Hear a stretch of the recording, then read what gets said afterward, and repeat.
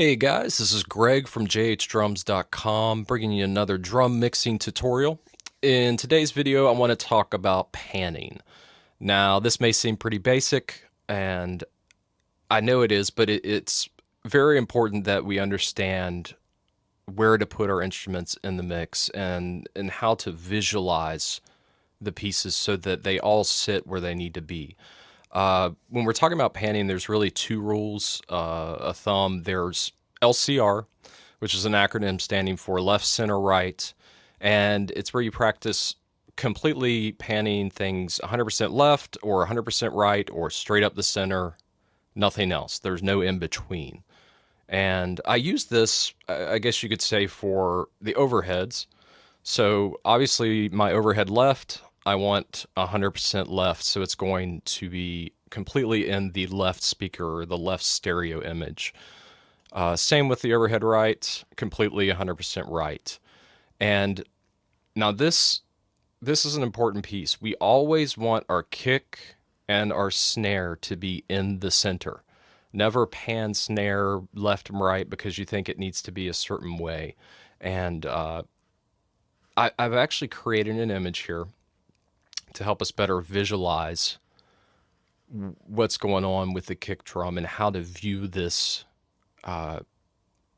from a panning perspective. Now, thank you DW Kit Builder for helping me create this image. This is just kind of a rough sketch of what I had at this particular take or drum performance. But this is the way that we need to look at panning and our drum set in the studio. We need to make a invisible line from the center of our snare to the center of our kick drum and say, okay, that's our center. So our snare is going to be centered, our kick's going to be centered, and anything to the left of that line or to the right of that line obviously need to be panned respectively. If we're doing LCR, obviously, in this case, Tom 1 would be panned 100% left, Tom 2 and 3 100% right, and obviously our left overhead and right overheads are going to be 100%. The other way to look at this, and the way that I kind of tend to focus the toms to get them, the way the overheads pick them up, I want them to be in the place that they were where the overheads were listening in at that particular point in time after I had pressed record and the drum performance was captured. So we can do this by looking at it via clock face.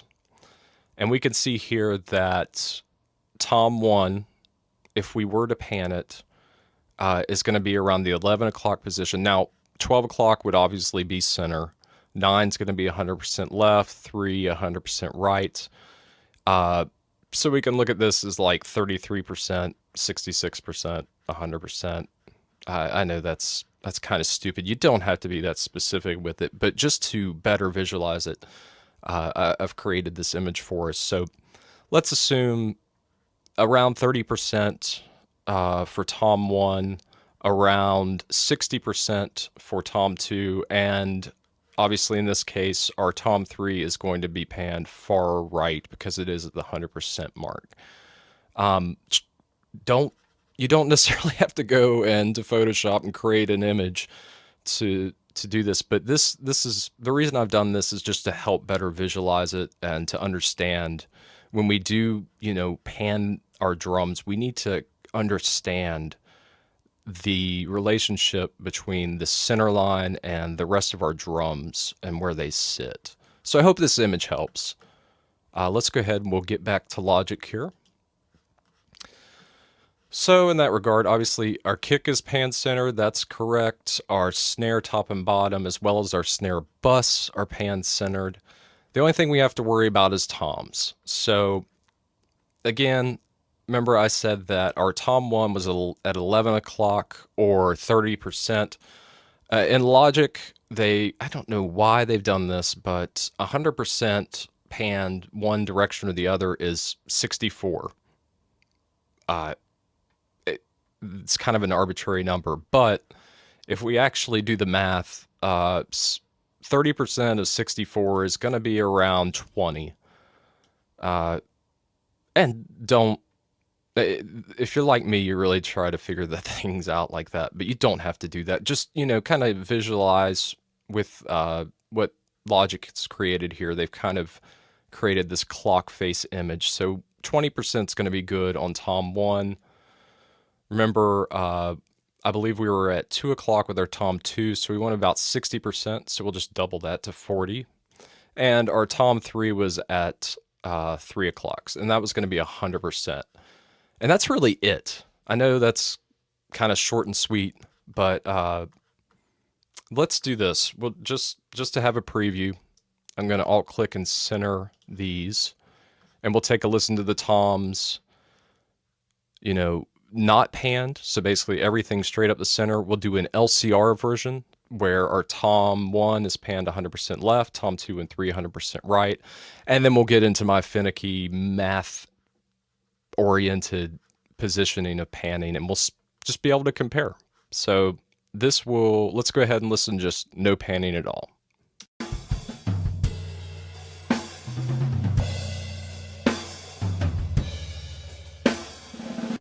So that was just, I've grabbed this pass here just because it's the best pass that I have to really listen to all 3 toms. Let's do the LCR panning. So 100% on our panning, Tom 1, 100% left, Tom 2 and 3, 100% right, and we could take a listen to that.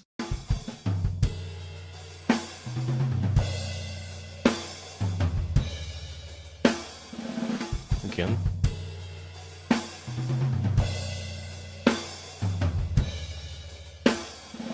So that's cool, and that's completely fine. If you're working with a really big mix and you want to make your life easier, LCR panning is going to work great. And it's not necessarily one way is better than the other. So don't worry if you think, well, if it's not exactly where it needs to be, that's a problem. It's just positioning things in what sounds right to your ears. So let's go ahead and we'll do my version of panning where we're at 20% on Tom 1, or I'm sorry, 30% or 20. We'll go to 40 and our Tom 3 at 100%, and we'll take a listen into that.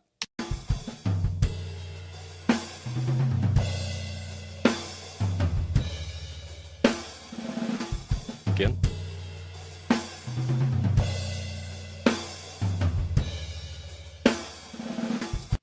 And that's it.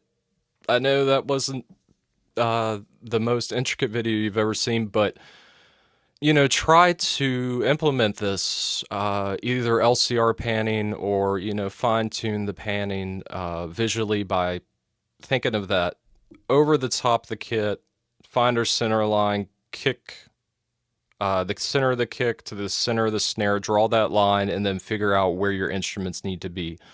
Do this and make better drum mixes.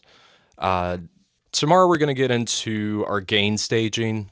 So we'll actually start messing around with faders and getting, from the overheads, we've got our picture, and then we'll start adding our subjects in, again with the corny metaphor, sorry guys. But we'll start making sure that things are at the right level. We'll look into EQ, we'll look into compression and all the goodies. So be sure to stay tuned for the next video. Thanks for staying with me, guys. Appreciate it. Again, I'm Greg with JHDrums.com. If you have any questions about panning or any specifics with drums, particularly mixing, leave them in the comments below. I'm glad to answer your questions. And we will see you in the next video. Thanks, guys.